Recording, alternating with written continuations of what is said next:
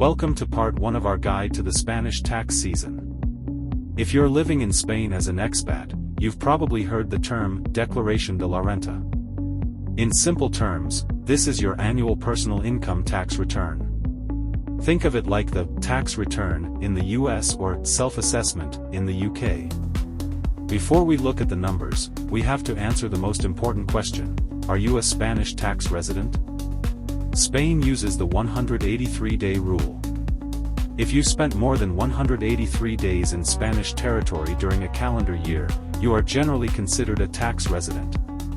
But wait, there's also the center of interests rule. Even if you traveled a lot, you could be considered a resident if your base of economic interest is here. For example, if your spouse and children live in Spain, or if your main professional activity is based here. Why does this matter? Because if you are a resident, you are taxed on your worldwide income. That means your UK pension, your US rental property, or your German dividends, not just what you earned in Spain.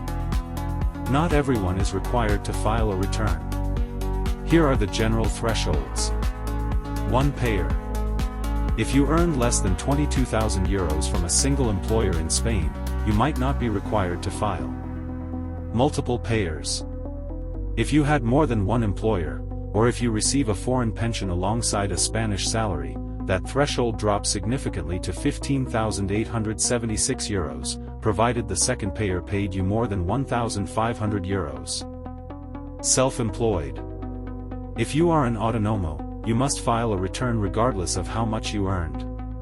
Even if you made a loss, the law requires you to submit your renta. Pro tip. Even if you are under the threshold, it is often worth filing anyway. If your employer withheld too much tax during the year, filing is the only way to get that refund back. Days vary according to each year's calendar. Mark these dates for the campaign. April beginning, online filing officially opens. You can access your draft and submit it via the Renta web portal. June ending, the final deadline. All returns must be submitted by then. As an expat, you might worry about being taxed twice, once in your home country and once in Spain. This is where double taxation agreements, or DTAs, come in. Most countries have a DTA with Spain. These agreements decide which country has the primary right to tax your income. If you've already paid tax on a US rental or a UK pension, you use the DTA to claim a credit in Spain so you don't pay twice. If your country doesn't have a DTA, don't panic. Spanish domestic law still provides a deduction for double taxation to help lower your tax bill.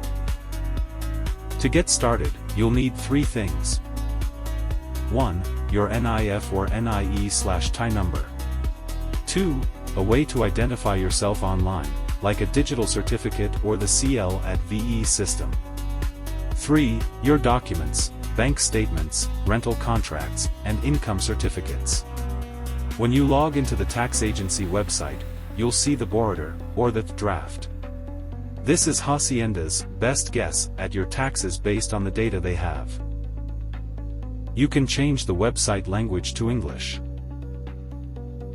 Warning. Never just click Accept on the draft without checking it first. The draft often misses foreign income or, more importantly, local deductions that could save you thousands of euros. In our next video, we'll show you exactly how to navigate the Renta web and Renta Directa portals to file your return correctly.